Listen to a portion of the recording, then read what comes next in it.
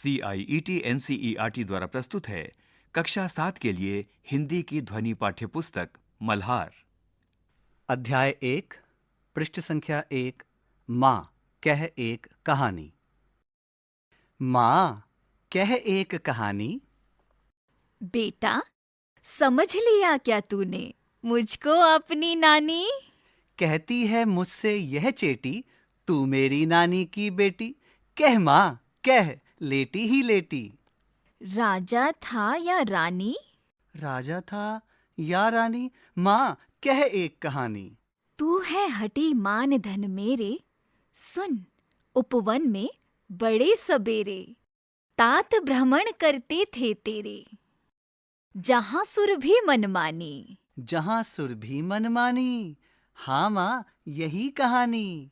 वर्ण वर्ण के फूल खिले थे, झलमल कर हिमबिंदु झिले थे, हल्के झोंके हिले मिले थे, लहराता था पानी। लहराता था पानी। हाँ हाँ, यही कहानी। गाते थे खग कल कल स्वर से, सहसा एक हंस ऊपर से गिरा बिद होकर खरशर से, हुई पक्ष की हानि। हुई पक्ष की हानि। करुणा भरी कहानी, पक्ष की हानि। हुई पक्ष की हानि, करुणा भरी कहानी। चौंक उन्होंने उसे उठाया, नया जन्म सा उसने पाया। इतने में आखेटक आया, लक्ष्य सिद्धि का मानी। धिका मानी, कोमल कठिन कहानी।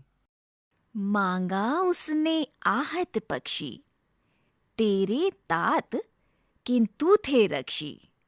तब उसने जो था खग भक्षी, हठ करने की ठानी। हट करने की ठानी, अब बढ़ चली कहानी। हुआ विवाद सदै निर्दय में, उभय आग्रही थे स्व विषय में। गई बात तब न्यायालय में, सुनी सभी ने जानी। सुनी सभी ने जानी, व्यापक हुई कहानी। राहुल, तू निर्णय कर इसका, न्याय पक्ष लेता है किसका। कह दे निर्भय जय हो जिसका, सुन लो तेरी बानी। माँ मेरी क्या बानी, मैं सुन रहा कहानी। कोई निरपराध को मारे, तो क्यों अन्य उसे न उबारे। रक्षक पर भक्षक को वारे, न्याय दया का दानी। कोई निरपराध को मारे, तो क्यों अन्य उसे न उबारे। रक्षक पर भक्षक को वारे, न्याय दया का दानी। न्याय दया का दानी। न्याय दया का दानी, तूने गुनी कहानी। इस कविता के कवि हैं मैथिली शरण गुप्त। पृष्ठ 1 पर 3 चित्र दिए हुए हैं। पहले चित्र में सिद्धार्थ वन में भ्रमण कर रहे हैं। दूसरे चित्र में सिद्धार्थ के हाथ में एक हंस है। तीसरे चित्र में माता अपने पुत्र राहुल को एक कहानी सुना रही हैं। पृष्ठ 2। इस पृष्ठ पर 2 चित्र हैं। ऊपर एक चित्र में सिद्धार्थ के हाथ में घायल हंस। पृष्ठ संख्या 2 पर 2 चित्र हैं। पृष्ठ के ऊपरी भाग में सिद्धार्थ के हाथ में एक घायल हंस है, साथ ही आसमान में कुछ हंस उड़ रहे हैं। इसी पृष्ठ के निचले भाग में एक आखेटक दिखाया गया है। इसी पृष्ठ के निचले भाग में इसी पृष्ठ के निचले भाग में एक आखेटक है। इसी पृष्ठ के निचले भाग में एक वन के भीतर एक आखेटक का चित्र है। पृष्ठ संख्या 3 पर एक दरबार का चित्र है, जिसमें एक आखेटक और सिद्धार्थ न्याय प्राप्त करने के लिए राजा के समक्ष हैं। कवि से परिचय। मैथिली शरण गुप्त द्वारा रचित कविता का यह अंश माँ कह एक कहानी उनकी काव्य कृति यशोधरा से लिया गया है। ये माँ यशोधरा और बेटे राहुल के बीच संवाद शैली में रचा गया है। मैथिली शरण गुप्त का जन्म चिरगांव, झांसी, उत्तर प्रदेश में हुआ था। 15-16 वर्ष की आयु में ही वे कविता करने लगे थे। प्रारंभ में ब्रज भाषा में और फिर हिंदी में आजीवन लेखन कार्य करते रहे। स्वतंत्रता आंदोलन में उनकी रचनाओं ने लोगों में देश प्रेम की भावना जगाने का काम किया। राष्ट्रकवि के रूप में इनकी ख्याति सर्वविदित है। इनकी अधिकांश कृतियों में भारत की धार्मिक, सांस्कृतिक, ऐतिहासिक और राष्ट्रीय चेतना के स्वर हैं। साकेत, भारत भारती और यशोधरा उनकी काव्य कृतियां हैं। इसी पृष्ठ के निचले भाग में मैथिली शरण गुप्त का एक चित्र है, जिसके नीचे उनके जन्म वर्ष 1886 और मृत्यु वर्ष 1964 अंकित हैं। पृष्ठ संख्या 4। पाठ से। आइए अब हम इस कविता पर विस्तार से चर्चा करें। आगे दी गई गतिविधियां इस कार्य में आपकी सहायता करेंगी। मेरी समझ से। क, यहाँ दिए गए प्रश्नों का सबसे सही उत्तर कौन सा है? उनके सामने तारा बनाइए। कुछ प्रश्नों के एक से अधिक उत्तर भी हो सकते हैं। 1. माँ अपने बेटे को करुणा और न्याय की कहानी क्यों सुनाती है? राजाओं की कहानियों से उसका मनोरंजन करने के लिए, उसमें सही और गलत की समझ विकसित करने के लिए, उसे परिवार की विरासत और पूर्वजों के बारे में बताने के लिए, उसे प्रकृति और जानवरों के बारे में जानकारी देने के लिए। 2. कविता में घायल पक्षी की कहानी का उपयोग किस लिए किया गया है? निर्दोष पक्षी के प्रति आखेटक की क्रूरता दिखाने के लिए, पिता की वीरता और साहस पर ध्यान दिलाने के लिए, करुणा और हिंसा के बीच के संघर्ष को दिखाने के लिए, मित्रता और निष्ठा के महत्व को उजागर करने के लिए। 3. कविता के अंत तक पहुँचते पहुँचते बच्चे को क्या समझ में आने लगता है? न्याय सदैव करुणा के साथ होना चाहिए। निर्णय लेते समय सदैव निडर रहना चाहिए। आखेटकों का सदैव विरोध करना चाहिए। जानवरों की हर स्थिति में रक्षा करनी चाहिए। ख, हो सकता है कि आपके समूह के साथियों ने अलग अलग उत्तर चुने हों। अपने मित्रों के साथ चर्चा कीजिए कि आपने ये उत्तर ही क्यों चुने। इस पृष्ठ पर दाईं ओर सिद्धार्थ का चित्र है, जो कि हंस को हाथ में लिए हैं। निचली ओर उपवन में आखेटक और सिद्धार्थ हाथ में हंस लिए बैठे हैं। पृष्ठ संख्या 5। मिलकर करें मिलान। इस पाठ में आपने माँ और पुत्र के बीच की बातचीत को एक कविता के रूप में पढ़ा है। इस कविता में माँ अपने पुत्र को उसके पिता की एक कहानी सुना रही हैं। क्या आप जानते हैं कि ये माँ, पुत्र और पिता कौन हैं? अपने समूह में इन पर चर्चा कीजिए और उन्हें पहचान कर सुमेलित कीजिए। इसके लिए आप शब्दकोश, इंटरनेट या अपने शिक्षकों की सहायता ले सकते हैं। यहाँ एक तालिका है जिसके 2 स्तंभ हैं। एक स्तंभ में पात्र तथा दूसरे स्तंभ में ये शब्द किनके लिए आए हैं यह लिखा है।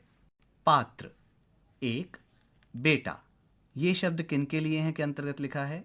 एक, यशोधरा एक राजकुमारी सिद्धार्थ की पत्नी। इसी प्रकार पात्र 2, माँ, इसके समक्ष लिखा है 2, सिद्धार्थ एक राजकुमार जो बाद में गौतम बुद्ध के नाम से प्रसिद्ध हुए। पात्र के अंतर्गत बिंदु 3, तात पिता। दूसरी ओर बिंदु नंबर 3, सिद्धार्थ और यशोधरा के पुत्र राहुल। पंक्तियों पर चर्चा। पाठ में से चुनकर यहाँ कुछ पंक्तियाँ दी गई हैं। इन्हें ध्यान से पढ़िए और इन पर विचार कीजिए। आपको इनका क्या अर्थ समझ में आया? अपने विचार अपने समूह में साझा कीजिए और लिखिए। क, कोई निरपराध को मारे तो क्यों अन्य उसे ना उबारे? रक्षक पर भक्षक को वारे, न्याय दया का दानी। ख, हुआ विवाद सदय निर्दय में, उभय आग्रही थे स्व विषय में। गई बात तब न्यायालय में, सुनी सभी ने जानी। सोच विचार के लिए कविता को एक बार फिर से पढ़िए, पता लगाइए और लिखिए। क, आपके विचार से इस कविता में कौन सी पंक्ति सबसे महत्वपूर्ण है? आप उसे ही सबसे महत्वपूर्ण क्यों मानते हैं? ख, आखेटक और बच्चे के पिता के बीच तर्क वितर्क क्यों हुआ था? ग, माँ ने पुत्र से, राहुल तू निर्णय कर इसका, क्यों कहा? घ, यदि कहानी में आप उपवन में होते तो घायल हंस की सहायता के लिए क्या करते? आपके अनुसार न्याय कैसे किया जा सकता था? अण, कविता में माँ और बेटे के बीच बातचीत से उनके बारे में क्या-क्या पता चलता है? संकेत, कविता पढ़कर आपके मन में माँ बेटे के बारे में जो चित्र बनता है, जो भाव आते हैं या जो बातें पता चलती हैं, उन्हें भी लिख सकते हैं। पृष्ठ संख्या 6। पृष्ठ संख्या 6 के ऊपरी भाग में उड़ते हुए हंसों का चित्र है। अनुमान और कल्पना से अपने समूह में मिलकर चर्चा कीजिए। क, माँ ने अपने बेटे को कहानी सुनाते समय अंत में कहानी को स्वयं पूरा नहीं किया, बल्कि उसी से निर्णय करने के लिए कहा। यदि आप किसी को यह कहानी सुना रहे होते तो कहानी को आगे कैसे बढ़ाते? ख, मान लीजिए कि कहानी में हंस और तीर चलाने वाले के बीच बातचीत हो रही है। कल्पना से बताइए कि जब उसने हंस को तीर से घायल किया तो उसमें और हंस में क्या-क्या बातचीत हुई होगी? उन्होंने एक दूसरे को क्या-क्या तर्क दिए होंगे? ग, मान लीजिए कि माँ ने जो कहानी सुनाई है, आप भी उसके एक पात्र हैं।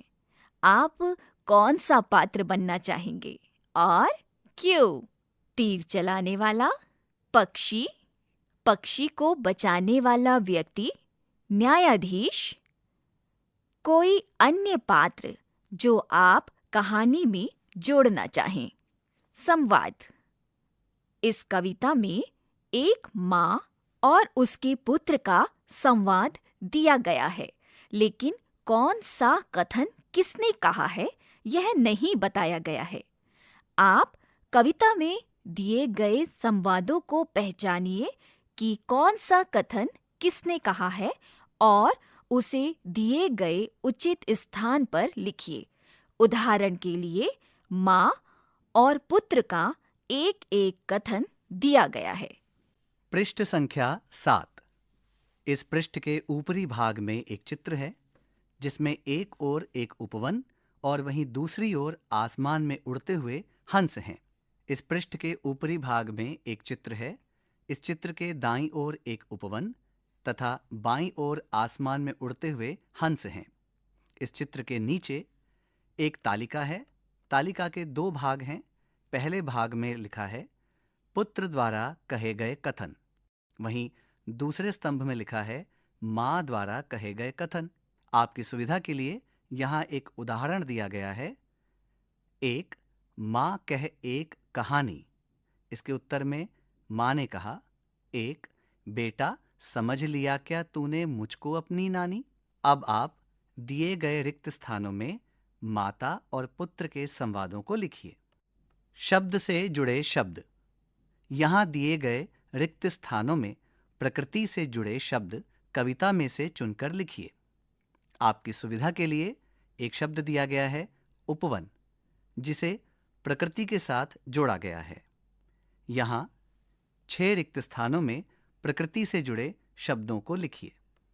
पृष्ठ संख्या 8, पंक्ति से पंक्ति।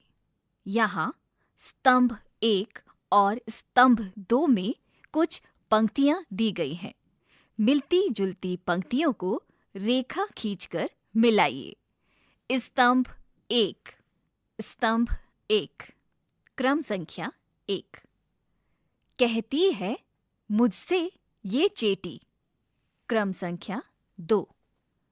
तू है हटी मान धन मेरे, क्रम संख्या 3। झलमल कर हिम बिंदु झिले थे, क्रम संख्या 4। गिरा बिद होकर खर शर से, क्रम संख्या 5। हुआ विवाद सदै निर्दय में, क्रम संख्या 6। कह दे निर्भर जय हो जिसका, क्रम संख्या 6। कह दे निर्भय जय हो जिसका, क्रम संख्या 7। तूने गुनी कहानी, क्रम संख्या 8। उभय आग्रही थे स्व विषय में, क्रम संख्या 9। तब उसने जो था खगभक्षी हट करने की ठानी, क्रम संख्या 9। तब उसने जो था खगभक्षी हट करने की ठानी, क्रम संख्या 10। रक्षक पर भक्षक को वारे न्याय दया का दानी, स्तंभ 2, क्रम संख्या 1। दोनों ही अपनी अपनी बात पर अड़े हुए थे, दोनों ही अपनी अपनी बात पर अड़े हुए थे, क्रम संख्या 2। तू बिना डरे कह दे कि जीत किसकी होनी चाहिए, क्रम संख्या 3। दयालु और निर्दयी व्यक्ति में झगड़ा हुआ, क्रम संख्या 4। न्याय में दया सम्मिलित होती है। न्याय मारने वाले के स्थान पर बचाने वाले का पक्ष लेता है, क्रम संख्या 5। हिमकण ओस की बूंदें झिलमिला रही थी, क्रम संख्या 6। तूने कहानी को समझ लिया है, क्रम संख्या 7। यह सेविका मुझसे ये कहती है, क्रम संख्या 8। तेज धार वाली तीर से घायल होकर गिर गया, क्रम संख्या 9। हे मेरे पुत्र, तू बहुत हठ करता है, क्रम संख्या 10। तब उस तीर चलाने वाले ने हठ करने का निश्चय कर लिया। अब आप स्तंभ 1 की पंक्तियों को स्तंभ 2 की मिलती जुलती पंक्तियों से रेखा खींचकर मिलान कीजिए। कविता की रचना। राजा था या रानी, राजा था या रानी, माँ कह एक कहानी। इन पंक्तियों पर ध्यान दीजिए। इन पंक्तियों की तरह इस पूरी कविता में अनेक स्थानों पर कुछ पंक्तियां 2 बार आई हैं।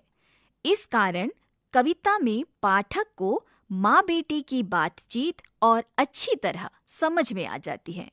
इससे कविता के सौंदर्य में भी वृद्धि हुई है। आप ध्यान देंगे तो इस कविता में आपको ऐसी अनेक विशेषताएं दिखाई देंगी। जैसे कविता में माँ बेटे का संवाद दिया गया है, जिसे संवादात्मक शैली कहते हैं। प्रकृति और कार्यों आदि का वर्णन किया गया है, जिसे वर्णनात्मक शैली कहा जाता है। पृष्ठ संख्या 9 क। इस कविता को एक बार पुनः पढ़िए और अपने समूह में मिलकर इस कविता की विशेषताओं की सूची बनाइए।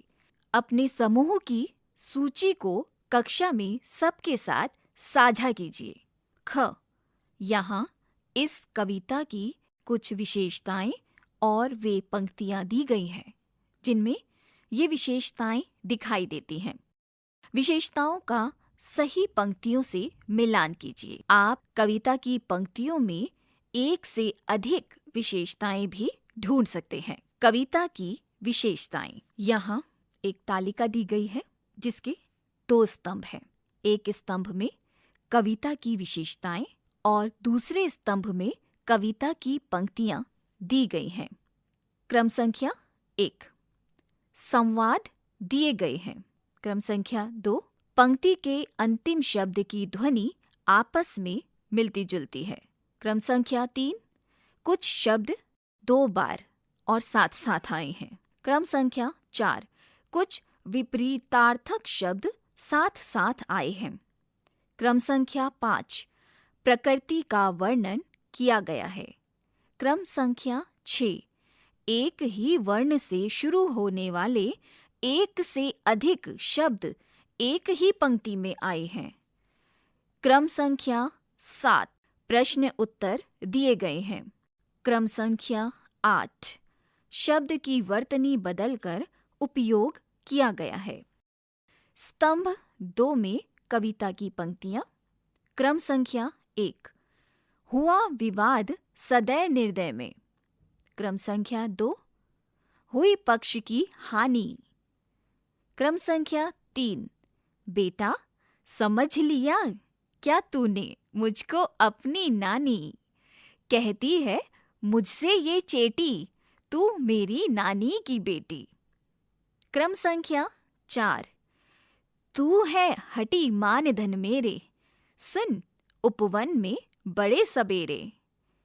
क्रम संख्या 5 कोमल कठिन कहानी।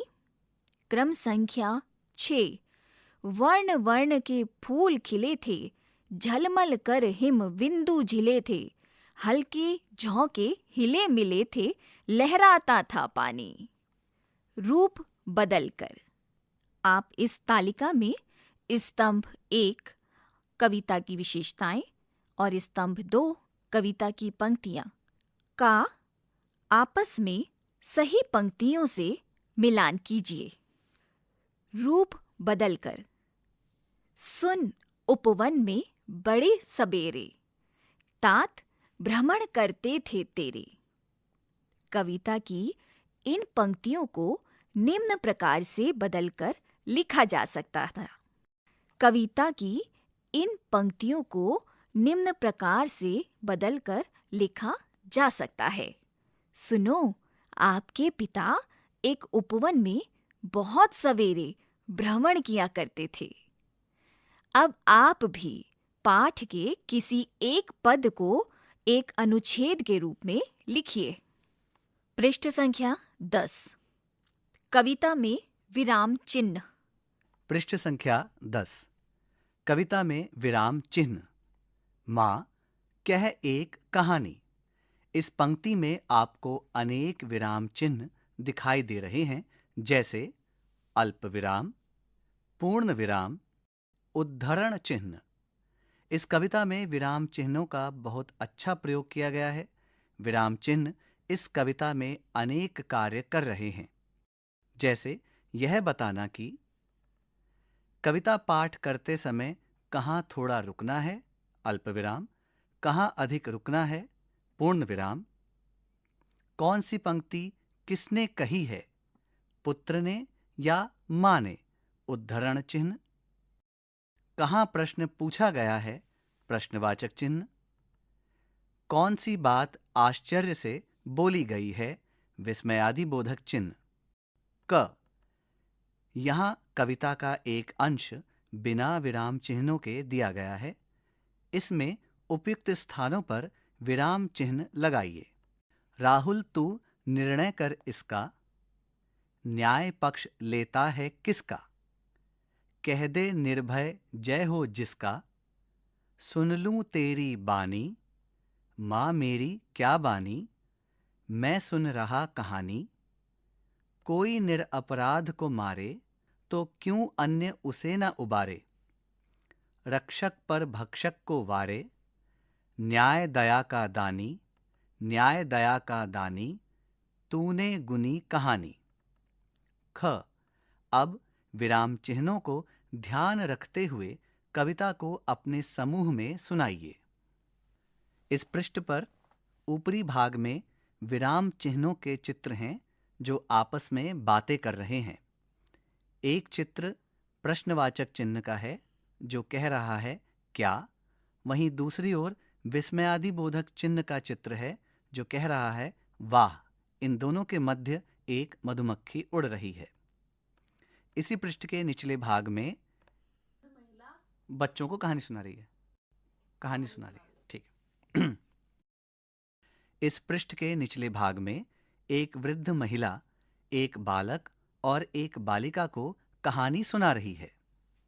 पृष्ठ संख्या 11, पाठ से आगे। आपकी बात।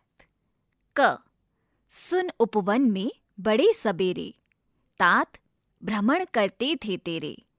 आप या आपके परिजन भ्रमण के लिए कहाँ कहाँ जाते हैं और क्यों? ख, इस पाठ में एक माँ अपने पुत्र को कहानी सुना रही है। आप किस किस से कहानी सुनते हैं या थे? आप किसको और कौन सी कहानी सुनाते हैं? ग, माँ ने कहानी सुनाने के बीच में एक प्रश्न पूछ लिया था। क्या कहानी सुनाने के बीच में प्रश्न पूछना सही है? क्यों? घ, कविता में बालक अपनी माँ से बार बार वही कहानी सुनने की हठ करता है। क्या आपका भी कभी कोई कहानी बार बार सुनने का मन करता है? अगर हाँ, तो वह कौन सी कहानी है और क्यों? निर्णय करें। राहुल, तू निर्णय कर इसका। यहाँ कुछ स्थितियां दी गई हैं। बताइए कि इन स्थितियों में आप क्या करेंगे? 1. खेलते समय आप देखते हैं कि एक मित्र ने भूल से एक नियम तोड़ा है। 2. एक सहपाठी को कक्षा में दूसरों द्वारा चिढ़ाया जा रहा है। 3. एक समूह परियोजना के बीच एक सहपाठी अपने भाग का कार्य नहीं कर रहा है। 4. आपके 2 मित्रों के बीच एक छोटी सी बात पर तर्क वितर्क हो रहा है। 5. एक सहपाठी को कुछ ऐसा करने के लिए अनुचित रूप से दंडित किया जा रहा है जिसे उसने नहीं किया। 6. एक सहपाठी प्रतियोगिता में हार जाने पर उदास है। 7. कक्षा में चर्चा के बीच एक सहपाठी संकोच कर रहा है और बोलने का अवसर नहीं पा रहा है। 8. सहपाठी किसी विषय में संघर्ष कर रहा है और आपसे सहायता मांगता है। इस पृष्ठ के ऊपरी भाग में एक चित्र है जिसमें एक वृद्ध पुरुष, एक बालक और एक बालिका को कहानी सुना रहे हैं। पृष्ठ संख्या 12, सुनी कहानी। हमारे देश और विश्व में अनेक कहानियां लोग एक दूसरे को सैकड़ों हजारों सालों से सुनते सुनाते रहे हैं। इन कहानियों को लोक कथाएं कहते हैं। अपने घर या आसपास सुनी सुनाई जाने वाली किसी लोक कथा को लिखकर कक्षा में सुनाइए। आपने जिस भाषा में लोक कथा सुनी है या जिस भाषा में आप लोक कथा लिखना चाहें लिख सकते हैं। कक्षा के सभी समूहों द्वारा एकत्रित लोक कथाओं को जोड़कर एक पुस्तिका बनाइए और कक्षा के पुस्तकालय में उसे सम्मिलित कीजिए। आज की पहेली। यहाँ कुछ पहेलियां दी गई हैं। इनके उत्तर आपको कविता में से मिल जाएंगे। पहेलियां बूझिए। पहेली 1। नानी की बेटी है कौन? मामा की बहना है कौन? भार्या है पिता की कौन? भाभी है चाचा की कौन? पहेली 2। आसमान में उड़ उड़ जाए, तरह तरह के गाने गाए, पर फैलाकर करता सैर, दो हैं जिसके पर और पैर। पहेली 3। बागों में जो सुगंध फैलाती, फूल फूल में बसती गाती, हवा हवा में घुल मिल जाए, कौन है जो यह नाम बताए? इस पृष्ठ पर 3 चित्र हैं।